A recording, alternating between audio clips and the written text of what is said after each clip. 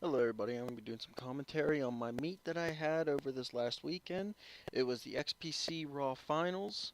I was preparing myself for this meet very far out, 4 months out pretty much, and then about 6 weeks out was whenever I really started to train very, very hard.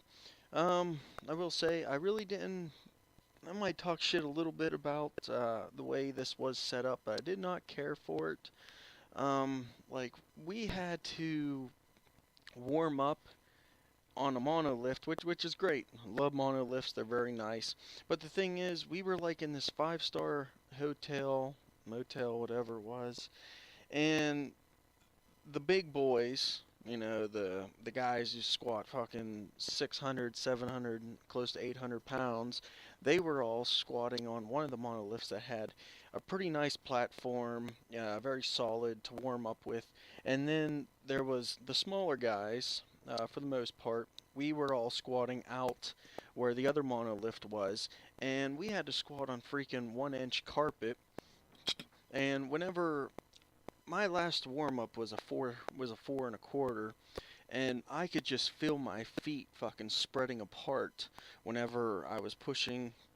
Whenever I got depth and I started coming back up, I could just feel my feet just sliding, and that did a little bit of psychological work on me. I was, terrified, like, oh, I hope I can do my opener and blah blah blah and all this other bullshit.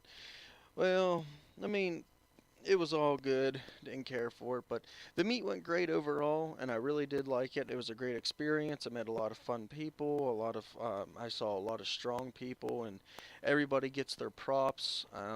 We had a lot of unfortunate bomb outs of some very high experienced guys, but in my opinion, and this is my opinion, and go shove it up your ass. I don't care. But if you bomb out in a competition, it's your own goddamn fault. Because if you can't pick an opener that you can definitely do, then you're in the wrong sport. Go to Olympic weightlifting, go to CrossFit or something else. Don't be in this sport because I mean there were a couple guys who bombed out, a couple in the squat, a couple in the bench. I really can't remember anybody who actually bombed out in the deadlift. But it, the thing is, if you are in this, it doesn't even matter if you pick an opener of 135, then that adds to your total. And technically, well, really, not technically, you can't bomb out. You can't bomb out if you pick 135 for your openers for all three lifts, and then you only do 135. We'll just say that you win 3 for 9, and you only got your opener of 135. That's what I'm not even going to do the math right now because I don't feel like I think it's 405 pounds.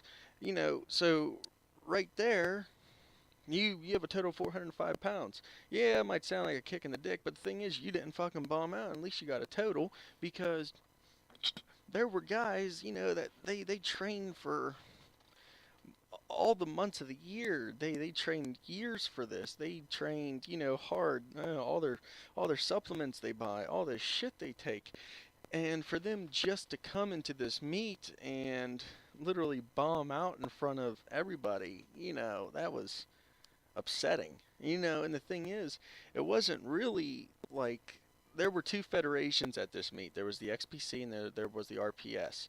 Now there was a lot of strong guys and a lot of experienced guys in the RPS meet, but then again there was also a lot of people that might not have been as experienced.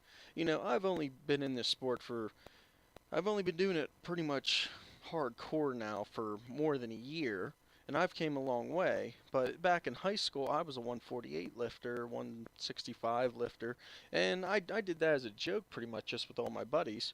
And we had a jolly good old fucking time and everything, you know. But even then, I've never bombed out in a competition, even in my first one. If you can't pick your numbers, get somebody who can. I mean, you shouldn't be doing an opener that's 95% close to your max, especially if you had to cut weights to make your weight class. Then you're just gonna, bomb out. I mean, But anyways, this is just a video of my lifts. I'm going to do commentary. I already posted a video. It didn't have commentary, but I did want to put some commentary in just to give you my point of view, my thoughts on how everything went. And well, we'll get this thing started here. This was my first squat. My opener was a 455. You know, my freaking warm up was a 425, and you know, I'm still coming in this a little scared because of the whole carpet situation and everything. But you know, I have a buddy. He's to my left. He's on the right side of the screen. He's going to yell me to come up. And as you can tell, I get some serious depth on this. And that's great. I mean, you get a little bit of a spring out of the bottom. You know, it was very light, very easy.